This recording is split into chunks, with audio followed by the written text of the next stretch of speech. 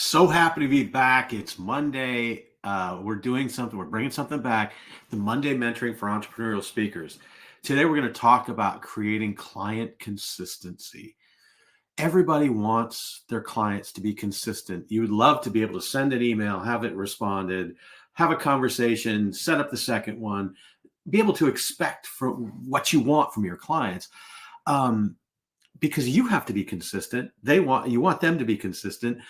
The good news is it is a process that you can learn. The bad news is most people are not consistent. In the entire lifetime of my work journey, I've only had one person I've ever met who I could tell them what to do and they would do it every single time. And that was Peter Fong. And nobody else out there besides Peter Fong is Peter Fong. So that's good news. You're not Peter Fong, but no one else is. Don't expect there to be a second. Understand that you want to create consistency around you. And the reason you want to do that, what do we call inconsistent people? They're wishy-washy, they're untrustworthy, they're flaky. Every word about inconsistent is negative. So we want to create commitment in all opportunities, in all our correspondences, and not worry about people being consistent. So how do we do this? What do we need to know? Well, people are activated by their prior commitments. And what I mean by that, if you take somebody and they make a goal and they don't tell anybody, the odds of them completing that goal very, very slim. If they take a goal and write it down, it goes up a tremendous amount. It's still in the 25% or so.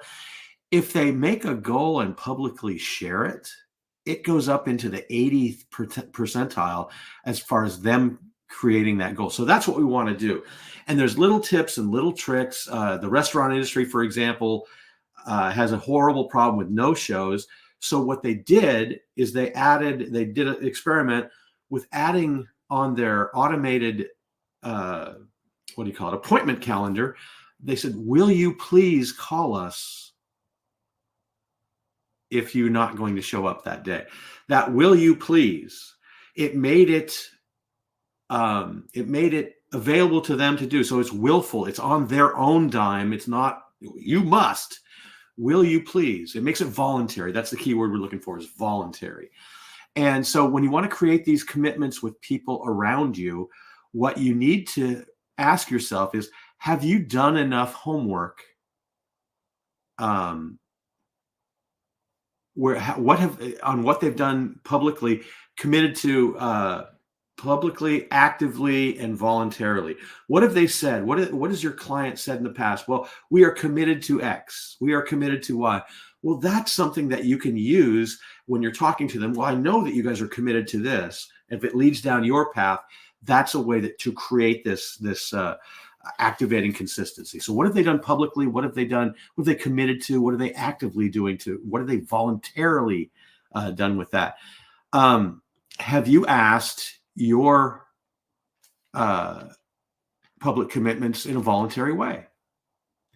These aren't showing up. Oh, that's in the bottom. That's right. I'm doing these things down there. These are down in the bottom. Oh my God, this technology. I'm trying to get this done in under 2 minutes and it's not working, but let's do it anyway. So there's no obligation for you to do this. Now, I don't really like that language because that sounds as if you're trying to sell something to it. But we can do this. It's your decision. But I can do it or not. Anything that's voluntary, people will be more likely to commit to than it's not voluntary. You must do this. So these are just a couple quick things about commitment. I'd love to sit down and talk to you about some different ways to put commitment into your presentations, your correspondence. I'd love to have you come in. Here's a little on the bottom here, right under here. If you go onto my Calendly and go to the Lean In Factor /15 minutes, you can set up a time to talk with me and we'll just talk about things like this. So consistency jumps if you can create active commitments that are public and that are voluntary.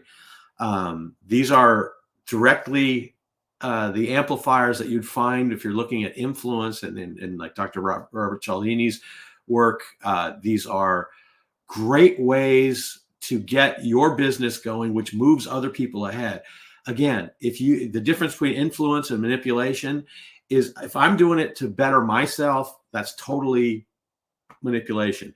If I'm doing it where it betters you and I get better from it. So it's win-win type situation. Then together we move forward, and it's selfish not to allow people to take your genius and move it forward. And one of the great things I can do is I can get people to move forward on things. And that's what I'd like to share with you. So right in there, the lean in factor, we'll put this up there. I'll be back tomorrow. We'll come up with a Tuesday one. I'm going to try and do these each and every day of the week, Monday through Friday. This is the first in a long series. That's a public commitment. So I'll be back tomorrow. Thanks.